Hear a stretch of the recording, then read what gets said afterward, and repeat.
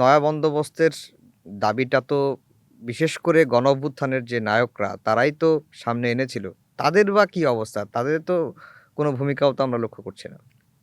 দেখেন, গণ অভ্যুত্থানের নায়ক যারা ছিলেন, গণ অভ্যুত্থানের নেতৃত্ব যারা ছিলেন, তারা স্বাভাবিকভাবেই তরুণ প্রজন্ম এবং স্বাভাবিকভাবেই তারা একটা পরিবর্তন মন থেকেই চেয়েছিলেন, আমি চেয়েছিলেন, বিশ্বাস হ্যাঁ। করি। কিন্তু আমি বলবো যে তাদের নেতৃত্বের দীর্ঘ নেতৃত্বের অভিজ্ঞতা তাদের কিন্তু ছিল না, নাই।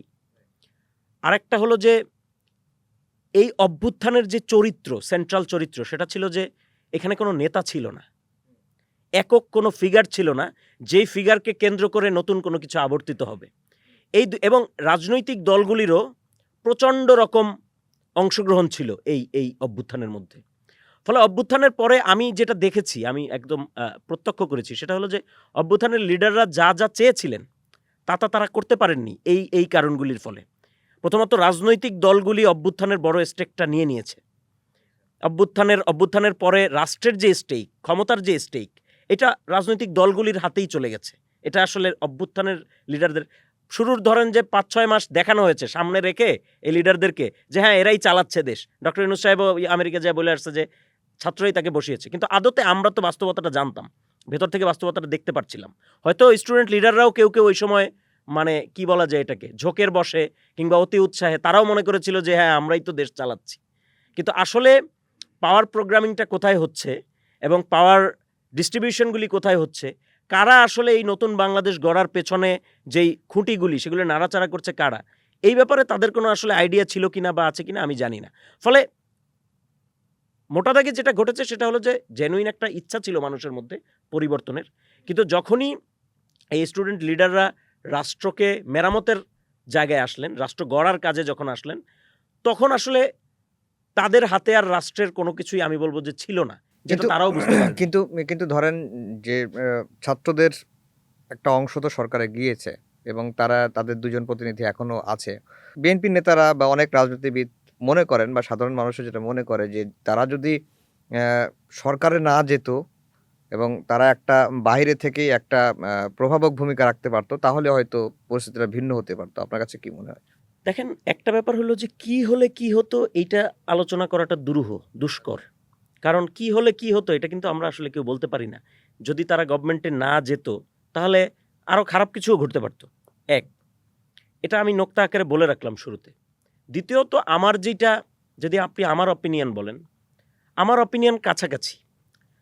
আমি বলব যে দেখেন, অভ্যুত্থানের মূল ২ জন ফেস ছিল। নাহিদ ইসলাম এবং আসিফ মাহমুদ সজীব ভুঁইয়া। মাহফুজ আলম তিনি শেষের দিকে অ্যাপিয়ার হয়েছেন, তিনি শুরুর দিকে তিনি গোপনে ছিলেন। আর এর বাইরে যারা আছেন এখন নেতা, ধরেন যে হাসনাত আবদুল্লাহ, সার্জিস আলমের বিতর্কিত ভূমিকা ছিল অভ্যুত্থান চলাকালে। ফলে তারা ওই অর্থে আসলে অভ্যুত্থানের ফেস ওই সময় ছিলেন না। এর বাইরে যারা এখন আছেন তারা ওই সময় কেউই আসলে সামনে এগিয়ে ফেস আকারে হাজির হন নাই। আমরা এখানে ২ জনকেই পাই, নাহিদ ইসলাম এবং আসিফ মাহমুদ সজীব ভুঁইয়া। আমার কাছে মনে হয় যে অভ্যুত্থানের পরে এই যে দেশব্যাপী তখনও পর্যন্ত দেশ গড়ার কাজে উজ্জীবিত যেই ছাত্র জনতা, এটা কিন্তু ছিল প্রথমে ১-২ মাস।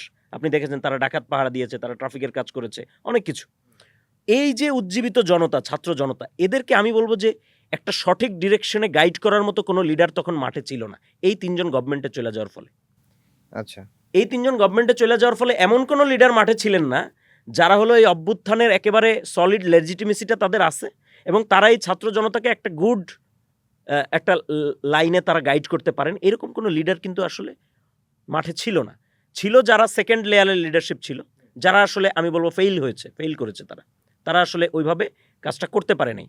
আর এই লিডারশিপ যখন গভর্নমেন্টে চলে গেছেন তখন তারা আসলে গভর্নমেন্টের কাজ আরও নানান কাজে এমন ব্যস্ত হয়ে পড়েছেন যে তারা আসলে এই মাঠের দিকে খেয়াল রাখতে পারেন নাই। নয়তুবা আপনি দেখেন যে অভ্যুত্থান থেকে জন্ম নেওয়া একটা দল, যেই দলটা যদি গত বছর সেপ্টেম্বর অক্টোবরে যদি ডাকসু ইলেকশন হতো তাহলে বিনা বাক্যে তারা প্রত্যেকটা ছাত্র সংসদে জয়লাভ করতো, সেই দলটার এখন কি দুরবস্থা এই ডাকসু এবং জাকসু নির্বাচনে দেখেন।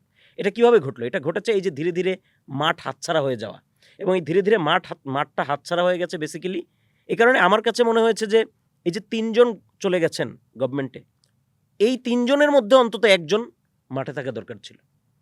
যদি থাকতো তাহলে আমার মনে হয় যে এই যে মাঠটা ধীরে ধীরে হাতছাড়া হয়ে গেল, ধীরে ধীরে এই যে বিপ্লবী ছাত্র জনতা কিংবা পরিবর্তনে উজ্জীবিত ছাত্র জনতা, তারা যে ধীরে ধীরে মাঠ থেকে ঘরে ঢুকে গেল, এইটা হইতো না।